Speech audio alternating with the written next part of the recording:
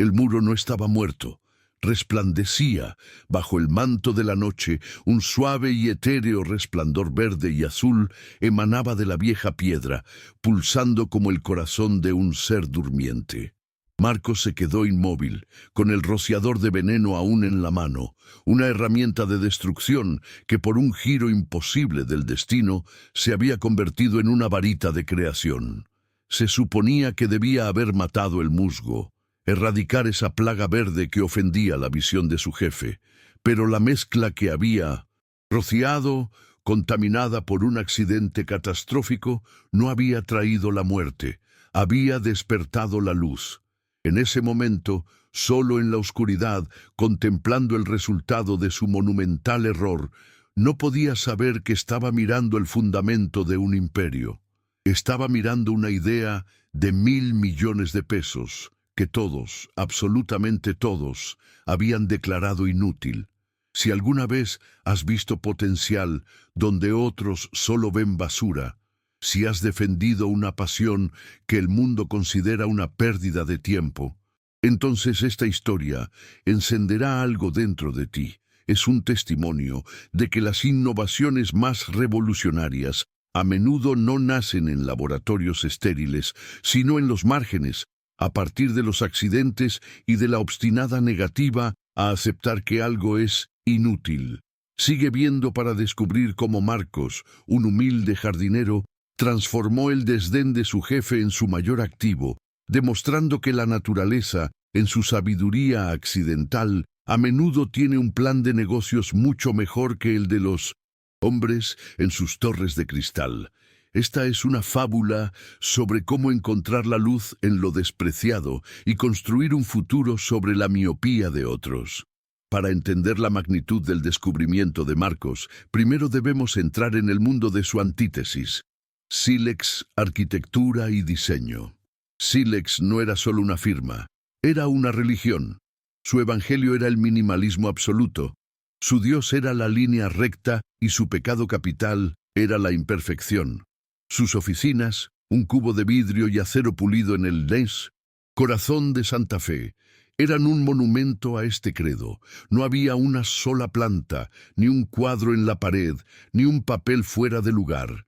Cada superficie era lisa, cada color era un tono de gris, cada empleado parecía haber sido elegido para combinar con los muebles. Era un entorno de una belleza fría e inhumana, un espacio que celebraba la ausencia de vida. El sumo sacerdote de esta religión era su fundador y director general, el señor Aguilar, un hombre que vestía exclusivamente de negro y que parecía considerar la entropía como un enemigo personal. Aguilar creía que la naturaleza era desordenada, caótica e inherentemente inferior al diseño humano. Odiaba la asimetría de una hoja, la textura impredecible de la madera, la invasión anárquica de una enredadera.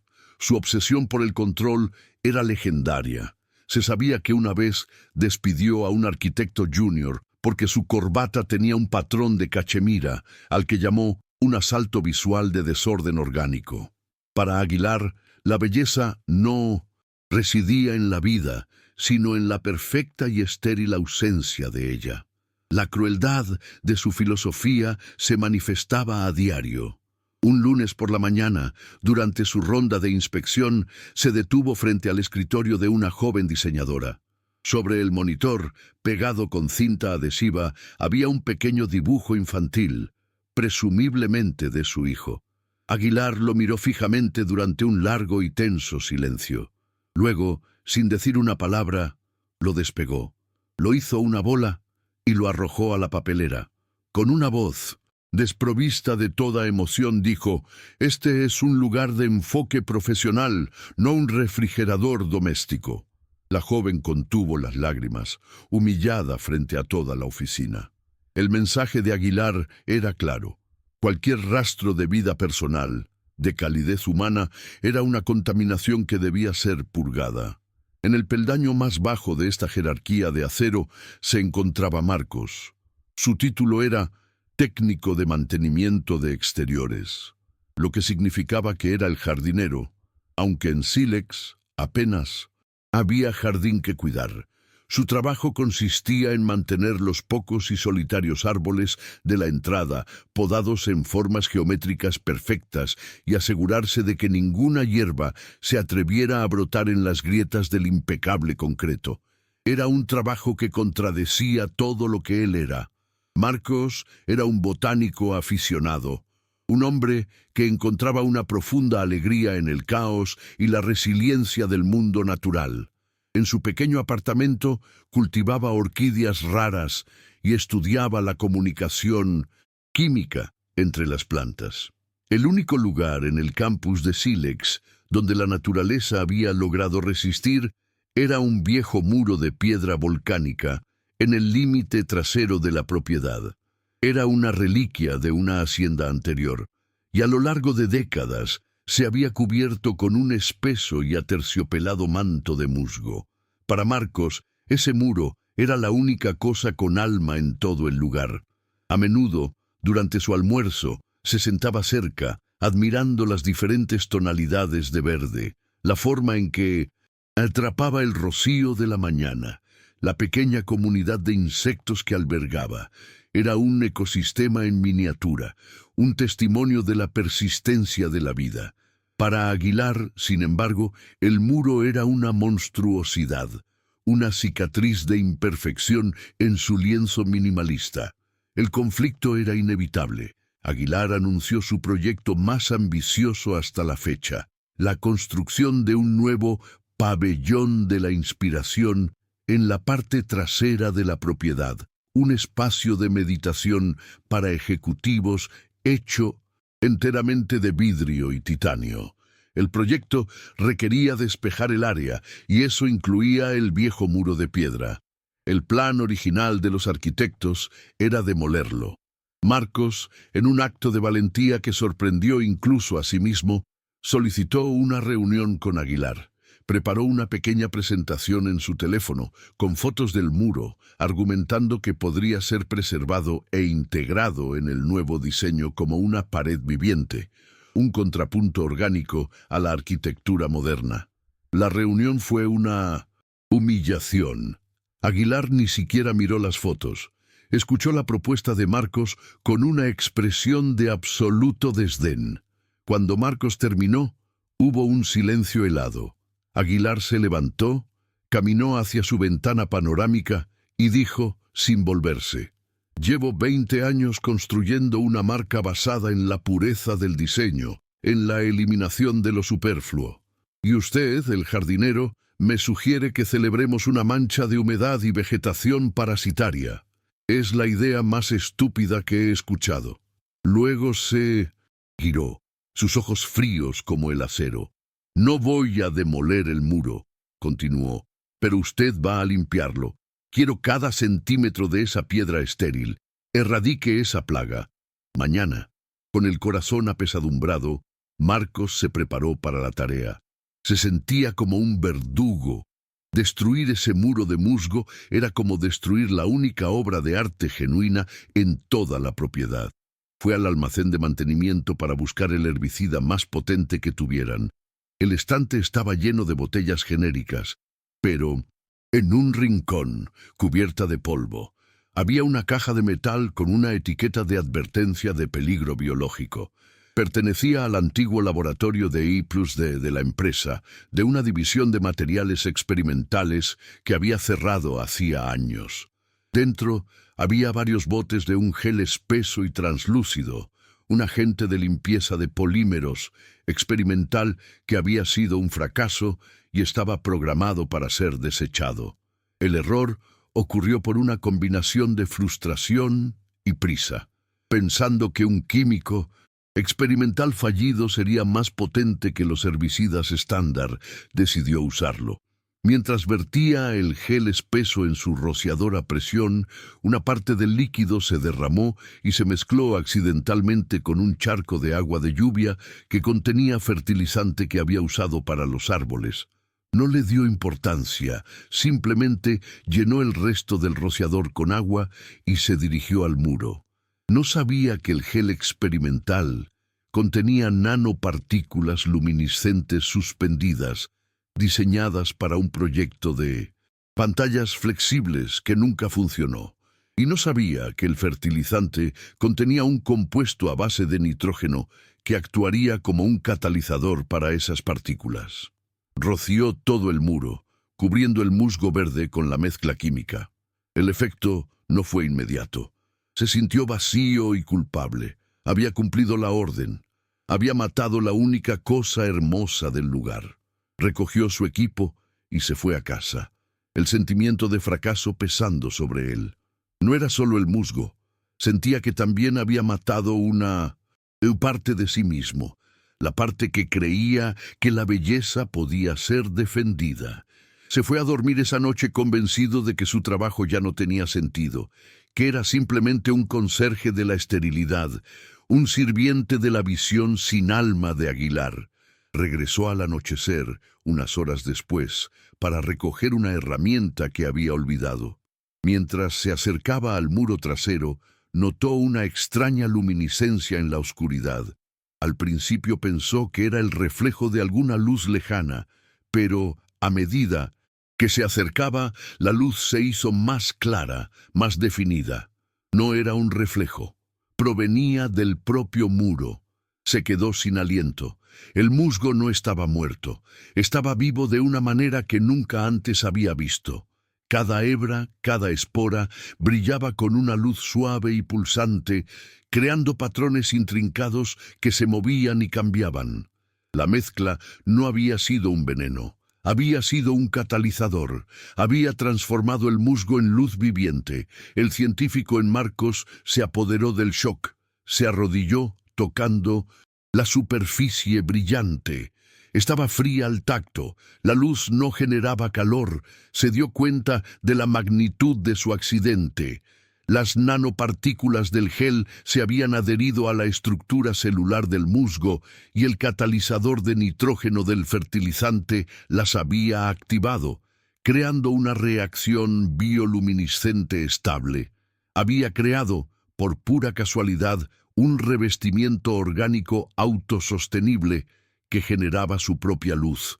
Era una fusión perfecta de biología y tecnología, una forma de arte y una fuente de energía, todo en uno. El material que todos consideraban inútil, el musgo, se había convertido en el lienzo para la tecnología del futuro. Sabía que tenía algo revolucionario en sus manos. Su primer impulso fue correr a la oficina de Aguilar, mostrarle el milagro, demostrarle que estaba equivocado. Pero entonces la imagen del dibujo infantil, hecho una bola en la papelera, apareció en su mente. Aguilar no vería un milagro, vería un error, vería que Marcos no había seguido sus órdenes de erradicar la plaga, vería un desorden brillante en lugar de la esterilidad que había ordenado. No lo celebraría, lo despediría por insubordinación y destruiría el muro. En ese momento, Marcos supo que no podía revelar su secreto. Tenía que protegerlo, cultivarlo en la oscuridad y encontrar otra manera de mostrarle al mundo el valor de lo que todos consideraban inútil. La decisión de ocultar su descubrimiento fue un acto de rebelión silenciosa. Marcos se convirtió en el guardián de un secreto luminoso. Durante el día, cumplía con sus deberes con una eficiencia anodina, podando los árboles geométricos y manteniendo a raya las malas hierbas, proyectando la imagen del empleado obediente que Aguilar esperaba. Pero por la noche, el jardín trasero se convertía en su laboratorio clandestino. Con el corazón latiendo con una mezcla de miedo y emoción, recolectaba pequeñas muestras del musgo bioluminiscente. Las llevaba a su apartamento y en un acuario reconvertido comenzó a experimentar, intentando replicar y estabilizar el efecto. Se sentía como un alquimista medieval, trabajando a la luz de las velas para transmutar la materia despreciada en oro líquido y viviente. Su pequeño apartamento se transformó en un santuario botánico y tecnológico. Pasaba horas en línea, investigando sobre bioluminiscencia, nanopartículas y la biología de los briófitos. Descubrió que diferentes especies de musgo reaccionaban de manera diferente a la fórmula, produciendo distintos colores e intensidades de luz. Aprendió a programar los patrones de luz alterando la concentración de la fórmula y la composición del sustrato. Estaba desarrollando, sin darse cuenta, una nueva disciplina en la intersección de la botánica, la nanotecnología y el diseño. Su pasión, antes un simple pasatiempo, se había convertido en una obsesión que consumía cada momento de su vigilia, impulsada por la certeza de que estaba al borde de algo monumental. Sabía que no podía mantener el muro brillante en sílex para siempre. El pabellón de Aguilar se construiría pronto y el muro sería el centro de atención. Necesitaba mover su investigación a un lugar seguro. Con sus escasos ahorros, alquiló un pequeño y olvidado invernadero en las afueras de Xochimilco. Era un lugar destartalado, con cristales rotos y una estructura oxidada, pero para Marcos era un palacio. Con cuidado, durante varias noches, trasplantó grandes secciones del musgo original del muro de sílex al suelo de su nuevo invernadero, creando un banco genético de su descubrimiento accidental. Luego, con gran pesar, roció el muro original con un herbicida real, matando la luz y devolviéndolo a la esterilidad que Aguilar deseaba, borrando la evidencia de su milagro. El invernadero se convirtió en su verdadero hogar. Después de sus monótonas jornadas en sílex, conducía hasta Xochimilco y trabajaba hasta el amanecer. Comenzó a cultivar el musgo en paneles verticales, creando lienzos vivos. Aprendió a controlar la bioluminiscencia con una precisión asombrosa. Descubrió que podía crear gradientes de color, patrones que se movían lentamente e incluso hacer que el musgo respondiera a estímulos externos como el sonido o el tacto. Lo que estaba creando ya no era solo un fenómeno científico, era una forma de arte. Eran pinturas hechas de luz viviente, esculturas que respiraban. Una forma de belleza que era a la vez de alta tecnología y profundamente orgánica. La antítesis exacta de todo lo que representaba sílex.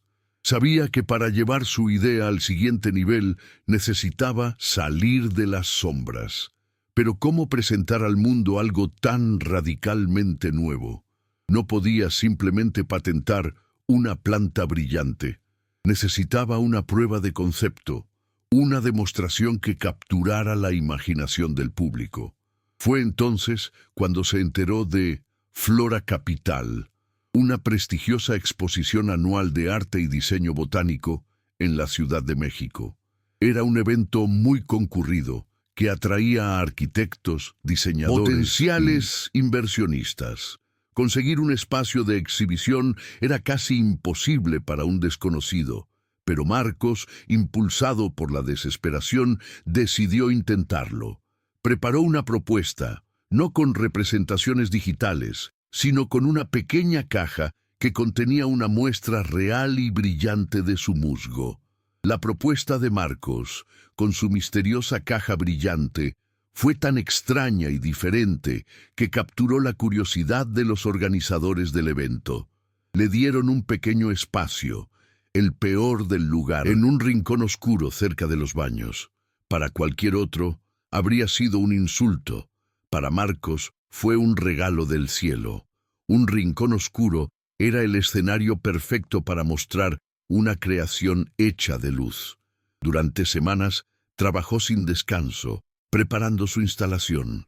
Construyó una serie de paneles modulares cubiertos con diferentes especies de su musgo bioluminiscente, cada uno programado para emitir diferentes colores y patrones. Su plan era crear no una exhibición, sino una experiencia inmersiva, una cueva mágica en medio de una exposición de arte. La noche de la inauguración de Flora Capital, el stand de Marcos, llamado Jardines de Luz, era un oasis de oscuridad en un mar de exhibiciones brillantemente iluminadas.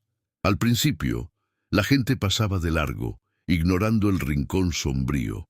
Pero a medida que la noche avanzaba y la luz ambiental disminuía, un suave y misterioso resplandor comenzó a emanar de su espacio. Primero, una persona se detuvo, intrigada. Luego dos, docena. Luego una. Pronto, una multitud se había congregado frente a su stand, en un silencio casi reverencial. Estaban mirando algo que nunca antes habían visto. Paredes que respiraban con una luz suave, patrones de color que se movían como auroras boreales. Un ecosistema que era a la vez una obra de arte y una fuente de luz. El efecto fue hipnótico. La gente no solo miraba, sentían. La luz orgánica tenía una cualidad calmante y etérea que ninguna bombilla LED podía replicar. Marcos, de pie en un rincón, observaba las reacciones. Vio a arquitectos de renombre tocando las superficies con asombro, a diseñadores de interiores tomando fotos frenéticamente, a niños con los ojos muy abiertos como si hubieran entrado en un cuento de hadas. No tuvo que explicar nada. La creación hablaba por sí misma. En una sola noche pasó de ser un jardinero anónimo a ser el artista más comentado y misterioso de la exposición. El inútil musgo era ahora la estrella del espectáculo. El señor Aguilar, por supuesto, también estaba en la exposición.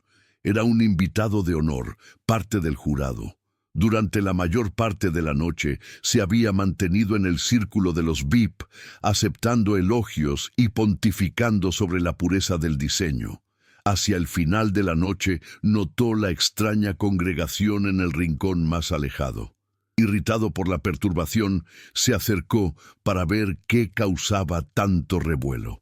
Se abrió paso entre la multitud y se encontró frente a los paneles de luz viviente. Por un momento se quedó sin palabras. Su máscara de compostura crítica vacilando ante la belleza innegable y extraña de lo que estaba viendo.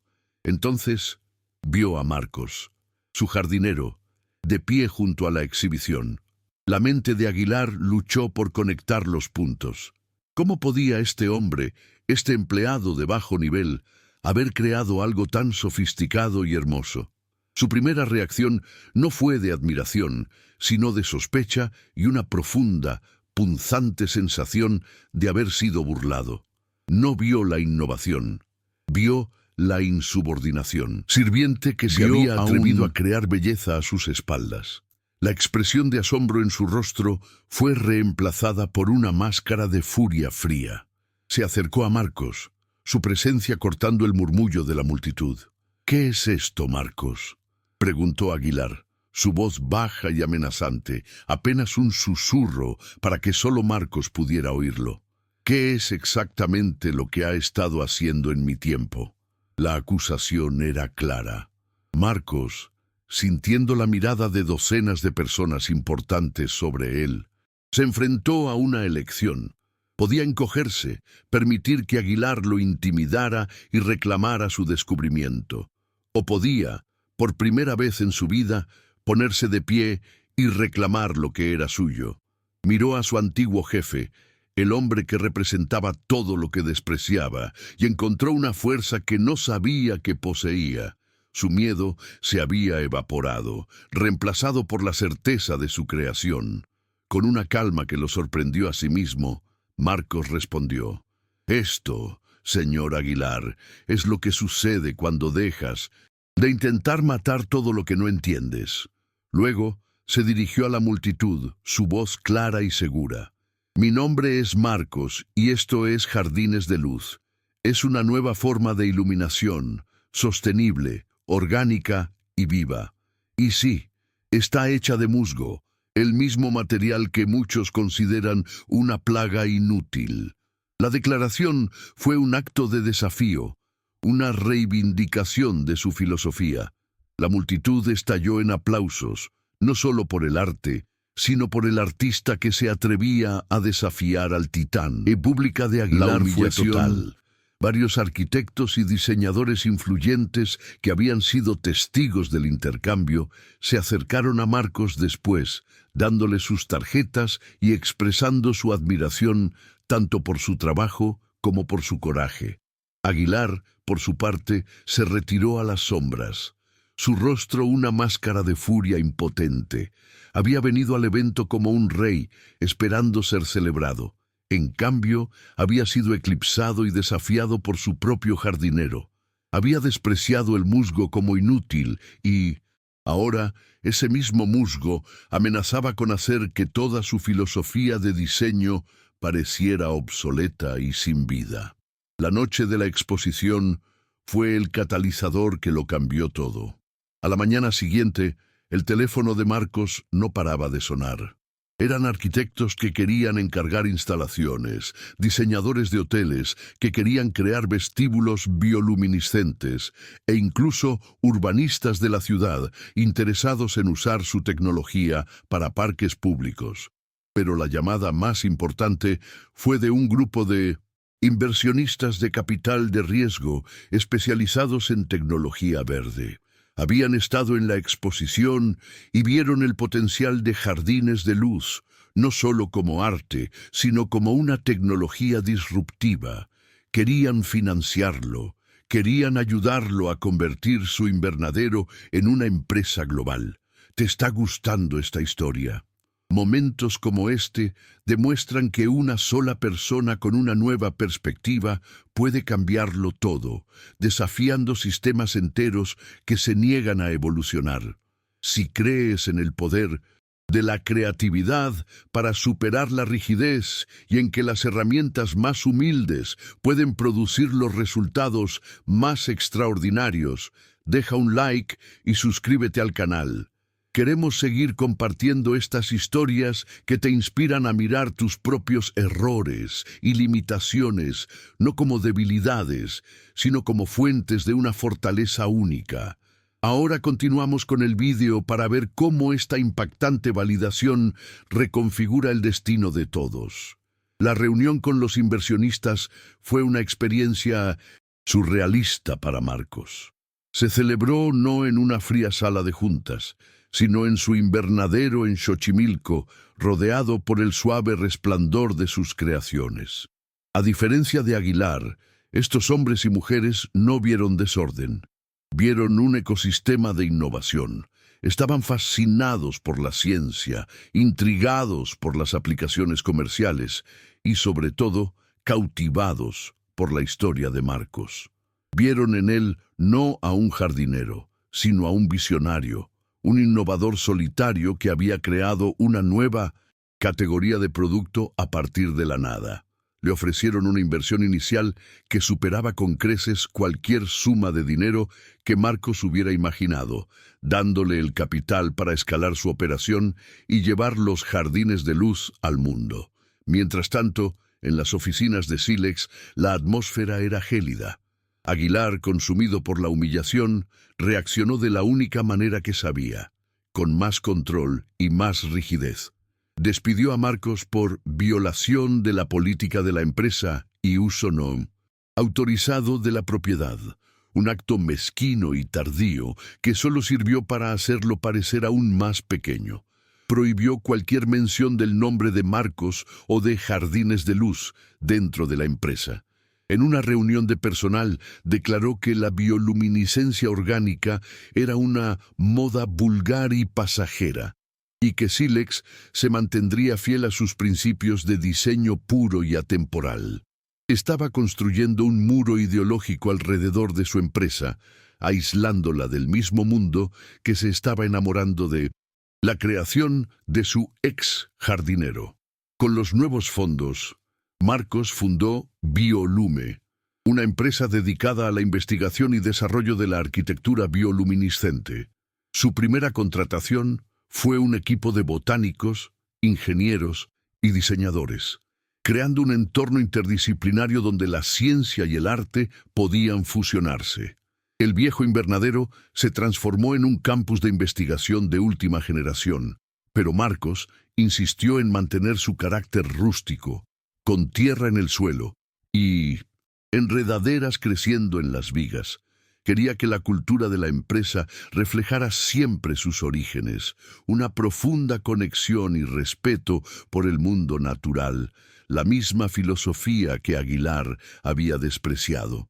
Los primeros proyectos de Biolume fueron espectaculares y atrajeron la atención internacional.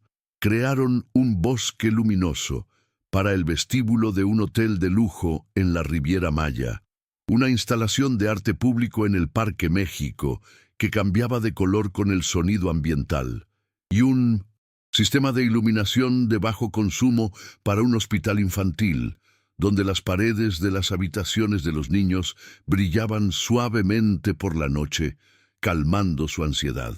Cada proyecto era una demostración de la versatilidad y la belleza de la tecnología. Los arquitectos más famosos del mundo comenzaron a hacer cola para colaborar con ellos, viendo en el musgo bioluminiscente el material del futuro. El éxito de Biolume comenzó a tener un impacto directo y devastador en Silex. Los clientes, cada vez más interesados en el diseño sostenible y biofílico, comenzaron a ver la estética estéril de Aguilar como anticuada y sin alma. ¿Por qué tener una pared de concreto gris cuando podías tener una pared que respiraba y brillaba?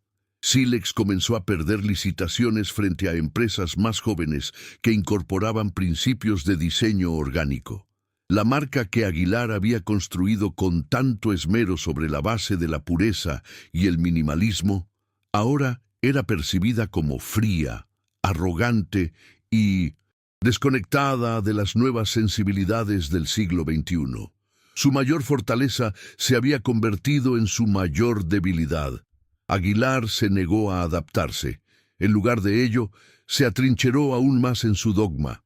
Lanzó una agresiva campaña de marketing que ridiculizaba el diseño biofílico como desordenado y poco profesional. En una entrevista, llegó a decir que poner musgo en una pared es como ponerle un suéter tejido a un rascacielos. Es sentimental y primitivo. Sus ataques, en lugar de dañar a, solo lo hicieron parecer un dinosaurio furioso, incapaz de entender el cambio climático que amenazaba su existencia. Cada declaración arrogante solo servía para alejar a más clientes y talentos, que veían en él a un líder que había perdido el contacto con la realidad. Un día, Marcos recibió una llamada de un joven arquitecto de Silex. Le dijo, en voz baja y casi conspiradora, que un grupo de diseñadores dentro de la empresa admiraba su trabajo y quería proponer un proyecto que incorporara la tecnología de Biolume. Le preguntó a Marcos si estaría dispuesto a colaborar. Marcos vio la ironía, pero también la oportunidad. Aceptó reunirse con ellos en secreto. El proyecto que propusieron era audaz, una nueva biblioteca pública que fusionaría la estética minimalista de Silex con un atrio central que sería un vasto jardín bioluminiscente. Era una síntesis de las dos filosofías, un puente entre dos mundos. El grupo de arquitectos rebeldes presentó el proyecto a Aguilar. Era de esperar, lo rechazó con furia, llamándolo una traición a nuestros principios fundamentales. Pero esta vez, los arquitectos no retrocedieron. Apoyados por la promesa de colaboración de Marcos, le dieron a Aguilar un ultimátum. O la empresa evolucionaba y aceptaba el proyecto, o ellos se irían y formarían su propia firma, llevándose consigo a varios clientes importantes. Aguilar, por primera vez en su carrera, se encontró con una rebelión abierta. Su control absoluto, basado en el miedo, se estaba desmoronando. La decisión de Aguilar fue predecible y fatal. Despidió a todo el equipo de arquitectos disidentes. Fue un acto de autosabotaje espectacular. En una sola tarde, perdió a sus diseñadores más talentosos y visionarios. Fieles a su palabra, estos arquitectos, con el apoyo financiero y tecnológico de Biolume, fundaron una nueva firma. Su primer proyecto fue la biblioteca pública que ganaron en el concurso de licitación, venciendo a la propuesta anticuada y sin vida que presentó Silex. La noticia sacudió a la industria. La firma que había nacido de la rebelión contra Aguilar ahora le estaba quitando sus proyectos más prestigiosos. El éxodo de talento de Silex se convirtió en una inundación. Los mejores empleados, al ver que la empresa no tenía futuro y que su líder prefería la pureza ideológica a la supervivencia, se marcharon en masa. Muchos de ellos se unieron a la nueva firma fundada por sus antiguos colegas o fueron contratados por Biolume. Silex se convirtió en un barco fantasma, tripulado por un capitán terco y una tripulación de los que no tenían a dónde más ir. Los proyectos se agotaron, los ingresos se desplomaron y la reputación de la firma, que Aguilar había pulido durante décadas, se hizo añicos. El golpe final llegó cuando el banco que tenía la hipoteca del icónico edificio de Silex en Santa Fe, preocupado por la insolvencia de la empresa, ejecutó la garantía. El edificio, el templo de Aguilar a la esterilidad, fue puesto a la venta. La ironía final fue casi demasiado perfecta para ser real. La empresa que compró el edificio fue Biolume. Necesitaban un nuevo campus corporativo para albergar su crecimiento explosivo, y el espacio, con sus grandes ventanales y su infraestructura moderna, era ideal, aunque le faltaba un poco de vida. Marcos caminó por el vestíbulo del edificio que ahora era suyo. El aire todavía se sentía frío y estéril. Se detuvo frente a la oficina de la esquina en el último piso, la antigua oficina de Aguilar. Se quedó mirando el espacio vacío, no con un sentimiento de triunfo vengativo, sino con una sensación de melancolía. Vio el fantasma de un hombre brillante que se había convertido en prisionero de sus propias ideas. Un hombre que había elegido la rigidez sobre la vida y que como resultado lo había perdido todo. Sabía que su primera orden del día no sería cambiar los muebles, sino romper las ventanas y dejar que entrara un poco de aire fresco. La primera gran renovación que Marcos ordenó fue simbólica y transformadora. Hizo que el equipo de Biolume cubriera el austero muro de concreto del vestíbulo con su musgo bioluminiscente. La pared, que una vez fue un símbolo de la filosofía fría de Aguilar, se transformó en una obra de arte viviente, un tapiz de luz verde y azul que pulsaba suavemente, llenando el espacio con una calidez y una belleza orgánica que nunca antes había tenido. Era una declaración de principios, una señal de que la era del minimalismo estéril había terminado y que la era de la vida, en toda su gloriosa e impredecible imperfección, había comenzado. Un día, mientras supervisaba la instalación, vio a Aguilar al otro lado de la calle, de pie en la acera, mirando el edificio que una vez fue suyo. Sus miradas se cruzaron a través del cristal. Aguilar no parecía enojado, solo perdido. Vio la pared brillante, el símbolo de la idea que había ridiculizado, ahora instalada en el corazón de su antiguo imperio. Levantó la vista hacia la ventana de su antigua oficina, donde ahora se sentaba Marcos. Por un momento, sus ojos se encontraron. Aguilar simplemente asintió, un gesto casi imperceptible de reconocimiento, y luego se dio la vuelta y se alejó, desapareciendo en la multitud de la ciudad. La historia de Biolume se convirtió en una leyenda, un caso de estudio sobre cómo la innovación disruptiva a menudo proviene de los lugares más improbables y de las fuentes más despreciadas. Marcos demostró que el valor no es una cualidad inherente de un objeto, sino una función de la visión. El musgo no había cambiado, lo que había cambiado era la forma en que la gente lo veía. Él había tomado algo que el mundo consideraba inútil y, al aplicarle una nueva perspectiva y un poco de química accidental, había revelado su belleza y potencial ocultos, construyendo un futuro más brillante y más verde en el proceso.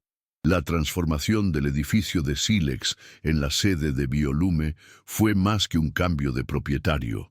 Fue una resurrección filosófica. Bajo la dirección de Marcos, el interior estéril fue rediseñado para reflejar los principios de la biofilia. Se instalaron jardines verticales en cada piso. El sonido suave del agua corriente reemplazó el zumbido de los servidores. y la iluminación artificial fue sustituida en gran medida por la luz natural y el resplandor orgánico de las propias tecnologías de la empresa. Se convirtió en un edificio que respira, un lugar de trabajo diseñado para inspirar la creatividad y el bienestar. Se convirtió en el showroom más impresionante de sus productos y en un testimonio viviente de que el diseño y la naturaleza no solo podían coexistir, sino que podían fusionarse para crear algo más grande que la suma de sus partes. Años después, Biolume no era solo una empresa de diseño, sino una fuerza líder en la tecnología de sostenibilidad. Su investigación sobre la bioluminiscencia del musgo había llevado a avances inesperados. Desarrollaron un biopintura que podía aplicarse a los techos de Mindonsich, los edificios para reflejar el calor y reducir los costos de aire acondicionado, y un sistema de filtración de aire basado en musgo que eliminaba contaminantes con una eficiencia sin precedentes. La empresa, que había nacido de un accidente estético, se había convertido en una pieza clave en la lucha contra el cambio climático. Marcos, el humilde jardinero, era ahora un orador habitual en conferencias sobre tecnología verde y urbanismo sostenible. Un líder de pensamiento global que nunca olvidó que sus ideas más grandes habían nacido en la tierra. La cultura empresarial que Marcos cultivó fue quizás su logro más duradero. Creó los Premios Inutilidad, un evento anual en el que se animaba a los empleados a presentar proyectos basados en las ideas más inútiles o absurdas que se les ocurrieran. El ganador recibía financiación y un equipo para desarrollar su idea durante un año. De este programa surgieron algunas de las innovaciones más rentables de la empresa. Fue la encarnación de la lección que había aprendido de Aguilar. El momento en que declaras algo inútil es el momento en que te ciegas a su verdadero potencial.